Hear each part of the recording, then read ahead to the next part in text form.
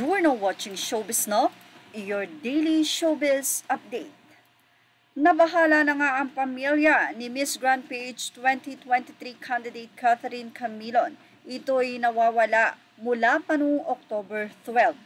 Kaya naman nanawagan na ang pamilya at nagbigay na nga ng contact number kung sino man ang makakakita kay Catherine Camilon, 26 years old at may height na 5'6 feet.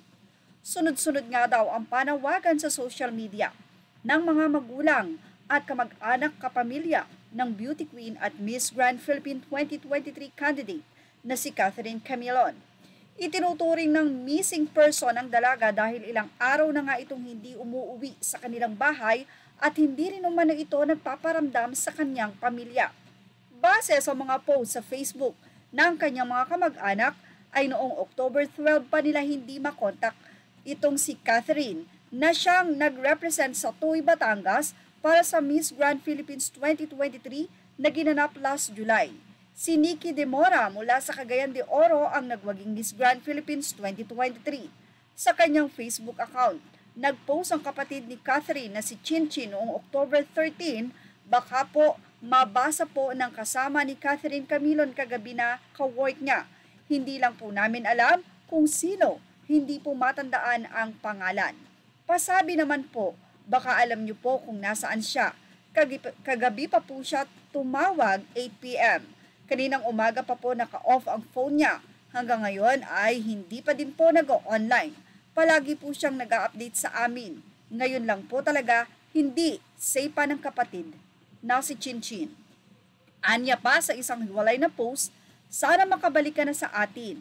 Madami na ang nag-aalala sa'yo kung nasaan ka. Halos 2 araw ka nang walang update sa amin. Wala namang alis na wala kang update.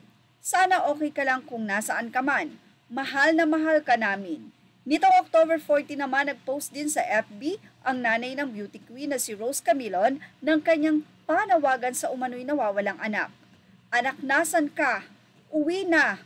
Magbuhay ka na ng CP para makausap ka na namin. Mahal na mahal ka namin. Diyos ko, tulungan mo po kaming makita na o makausap ang aming bunso. Huwag niyo po siyang pababayaan. Ilayo niyo po siya sa kapahamakan, Panginoon. Wala pong ibang hinihiling para sa kanya, kundi ang kaayusan nila. Ingatan niyo po siya. Kahapon, October 15, muli siyang nag-post ng mensahe para kay Catherine. Anak, sana alam mo na higit sa aming mga puso at isip na kailangan ka naming makita at makasama. Mahal na mahal ka namin. Uwi na anak, mag-ingat ka. Kailangan naming mas maging matatag, matapang para sa iyo.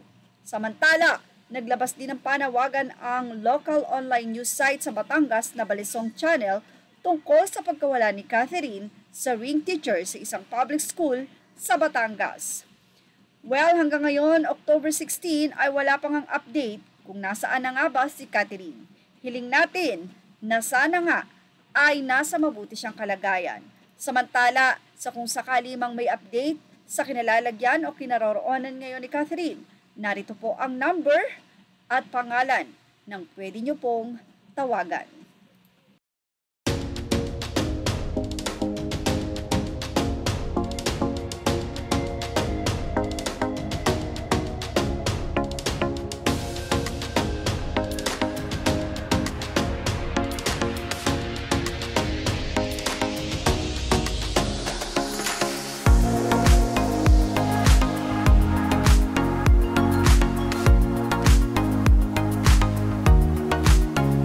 At yan ang ating Showbiz Now update. Dalangin natin na safe si Catherine.